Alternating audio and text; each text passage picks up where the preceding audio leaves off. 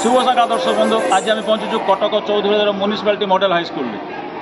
এই municipal model high school चली आज स्वच्छता पक्ष स्वच्छता अभियान ये कुनि कुनि छुआ मान द्वारा स्वच्छता सारा समग्र विश्व समग्र ओडिशा आज अस्वच्छतार परिवेश भितर बढ़ुला बेले ये कुनि कुनि पिला नहीं स्कूल एक अभिनव प्रयास स्वच्छता पक्ष पालन कटक महानगर निगम मेयर द्वारा उद्घाटित हो जाए पताका उत्तोलन हो जाए स्वच्छता पताका एवं यही परिप्रेक्षी आज ये पाने कौन दिगदर्शन देवे और कौन ये कौ रास्ता देकी जी जे स्वच्छता दिगरे बुझी रखा ये विद्यालय प्रधान शिक्षयित्री ठार।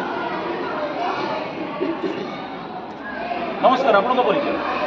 नमस्कार, मो municipal model high school HM Swarnaprabha Nath. आम विद्यालय आज सरकार गाइडलाइन अनुसार सेप्टेम्बर 1 ରୁ 15 तारीख पर्यंत स्वच्छता पालन कर अवसर में आमर सीएमसी माननीय मेयर महोदय द्वारा आम पताका उत्तोलन सरी जाइए। अवसर में मुझे कहना चाहिए जे स्वच्छता पक्ष निहाती पालन करा दरकार। स्कूल कॉलेज प्रत्येक कार्यानुष्ठान में स्वच्छता पक्ष पालन करने दरकार, कारण यथार्थ कहुए जे cleanness is next to godliness. तेणु स्वच्छ रहिबा, सुस्थ रहिबा, निरोग रहिबा एवं गोटे सुस्थ परिवेश गठन करने सहित आम देश को सुस्थ गोटे सुस्थ समाज गठन कर उत्तरदायित्व रही ये युवपीढ़ी रही।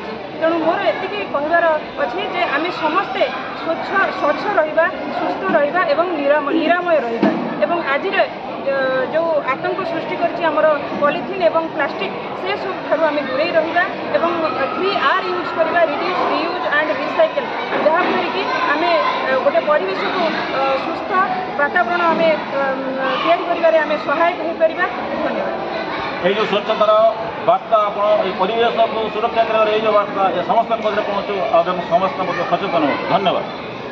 नमस्कार, आपको सुमन और स्कूल साधारण शिक्षक कौन कहिए स्वच्छता आज तो बहुत खुशी कथा जे माननीय मेयर सुभाष महोदय आसिक आमर कुनि कुनि छुआ मान सामने फ्लाग होस्टिंग करके आमर ये शुभारंभ कले स्वच्छता पक्षर।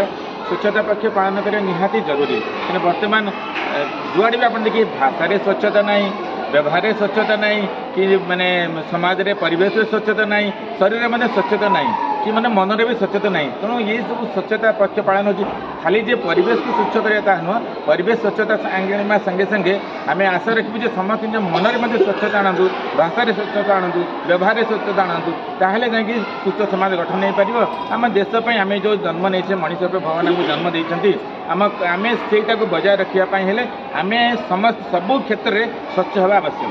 मुझे समस्त आशा कर समाज प्रभाव पड़ो, निश्चित भाव प्रभाव पड़ो। आम प्रति वर्ष यहाँ पालन करूँ एवं अंततपक्ष मुझे अनुभव करछि जे स्वच्छता पक्ष पालन करिया अंततः मासे पर्यंत समस्त मन में से प्रभावटा रोचे।